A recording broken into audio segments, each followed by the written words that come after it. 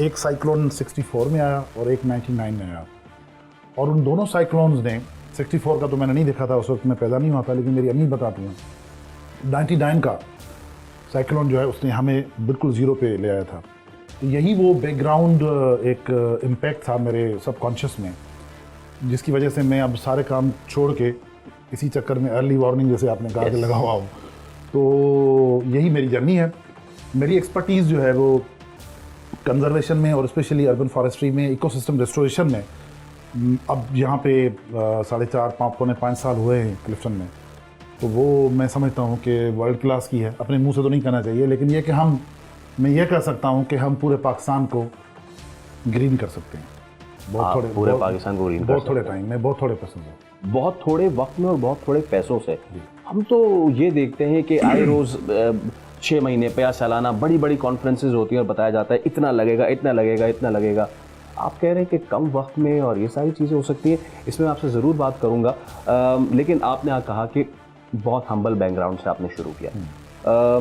क्या मैं इसको मिडिल क्लास बैकग्राउंड कह सकता हूँ? नहीं, I was son of a man who was poorest of the poor in the village. Okay. And I was brought up in a very humble hut, and education भी जो मिली वो भी बिल्कुल एक छोटे गांव के स्कूल में। तो बस उसी वक्त से मैंने लगाया हुआ था। Then I learn to English by myself, and whatever I did is self. छोटे गांव के स्कूल से अक्सर जो बच्चे पढ़ते हैं उनके जहन में होता है कि या तो वो अफसर बनेंगे, CSP, PSS, FCPS, या फिर वो डॉक्टर इंजीनियर बनेंगे। गालिबन वो जो माहौलियात की तबाही आपने बचपन में देखी या जो सुनी, was that the reason that led you कि मैं अगर अपनी पढ़ाई भी इसी में करूं और अपने तमाम तर रिसर्च भी इसी में की, या फिर रीज़न कोई और था?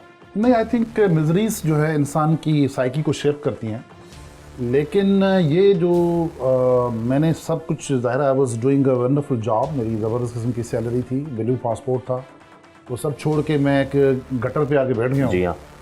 तो मैंने एक चीज़ लर्न की लॉर्ड बुद्धा से कि he was a prince and he was, उनको पानी पीने के लिए भी चारपाई से उतरने नहीं देते थे। जब उन्होंने रियलाइज़ किया कि ज़िंदगी ये नहीं है, तो वो जंगल की तरफ चले गए और जंगल में रहे। ज़ाहिर है उस वक्त जंगलों में तो जंगलात में जानवर भी बड़े होते थे, और तो वो मैंने नोट किया कि जो पहली चीज़ सबसे बड़ी मुश्किल होती है छोड़ना, वो है कंफर्ट। यस।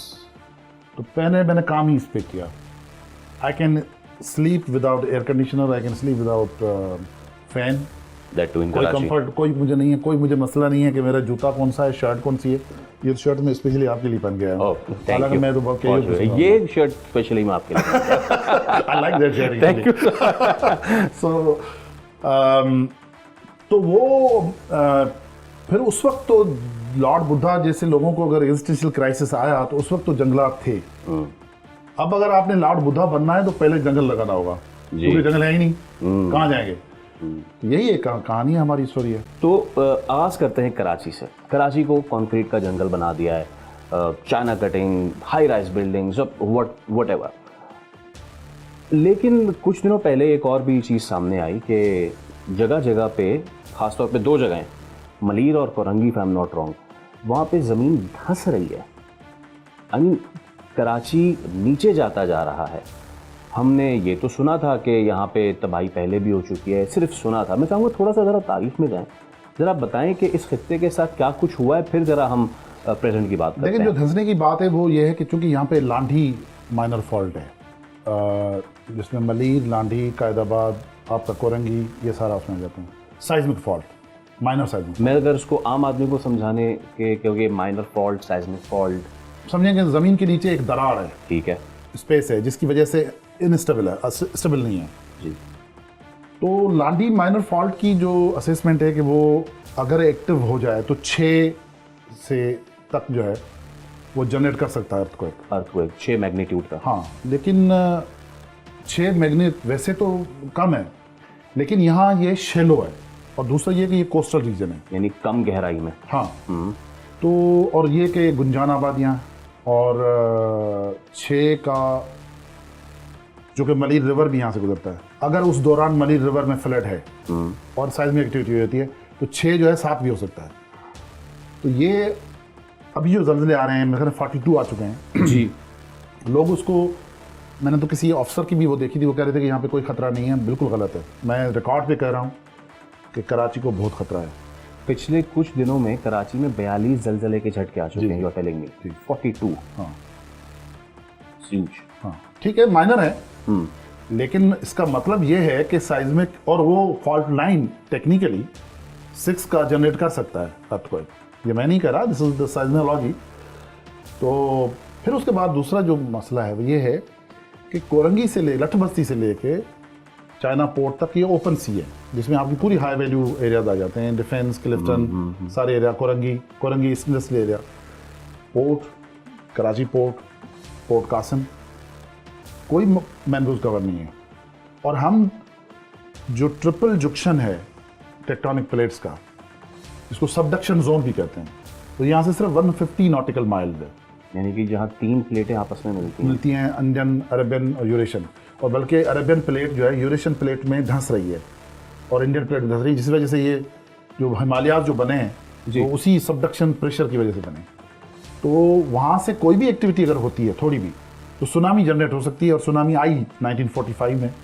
क्या कह रहे हैं आप ये? जी, 1945 में सुनामी आई थी, कराची में आई थी, बिल्कुल। और ये रिकॉर्डेड है, आप गूगल करके देखें कि वही सुनामी जो कुछ साल पहले यहाँ पे आई थी फार ईस्ट एशिया में, उसी तरह की? नहीं, 45, हाँ उसी तरह थी, लेकिन उसका इंटेंसिटी उस जमाने में तो सुनामी का नाम सुनामी था भी नहीं, टाइडल वेव का है, क्या कहा करते थे, सुनामी नाम बाद में पड़ा है।